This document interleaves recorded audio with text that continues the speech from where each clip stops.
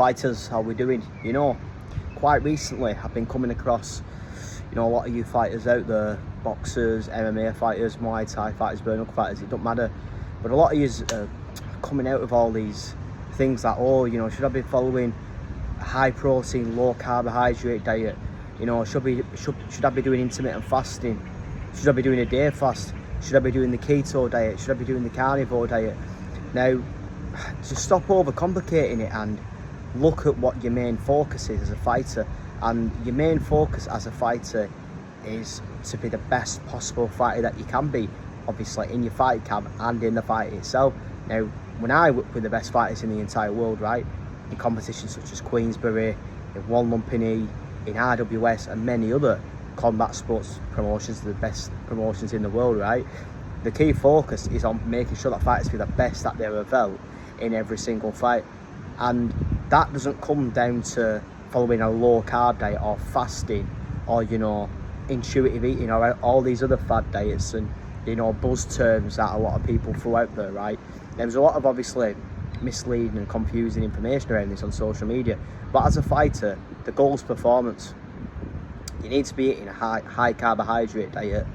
Obviously keep your protein moderate, vegetables, things like that, recovery day. Well, the main thing that you need to be doing is focusing on getting the carbs in, quick energy. You know, your white toast, your bagels, your sweets, your carb powders, your isotonic sports drinks, your pastas, your rices, your wraps, your things like that, right? You know, your rice cakes, your squares bars, your cereal. That's what's going to actually give you the energy.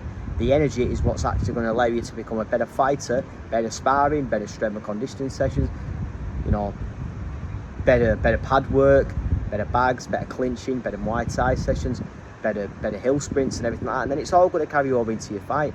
But you've got to understand, I know social media throws a lot of information out there telling you to follow a specific diet and, you know, this is what's going to work best for you, and a lot of you are falling for it, right? But all that's going to do is lead to restrictive eating. It's going to lead to a terrible relationship with food, and it's not going to allow you to be a good fighter. You want to be a good fighter, don't you? That's why you're doing it, right? So you've got to pay attention to the information that's being put out there on social media. You're not a bodybuilder. You're not a fucking sub 5% body fat bikini athlete. You know, you've got to focus on giving your body what it needs so that you can actually be a good fighter.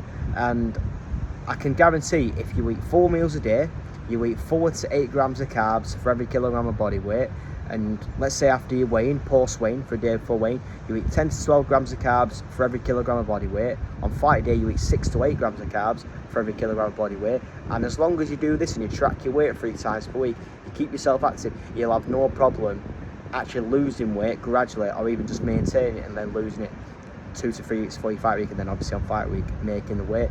But just focus on getting your carbs in. I can guarantee your goals to a completely different level. Ignore all that BS and all that misleading information on social media. Get the carbs in, get the right amounts in, and you'll feel the best you've ever felt in every single fight. Listen, if you're a fighter and you want to have more nutrition and dietetics combat sports just like these, don't forget to subscribe to my YouTube channel. Thank you for watching.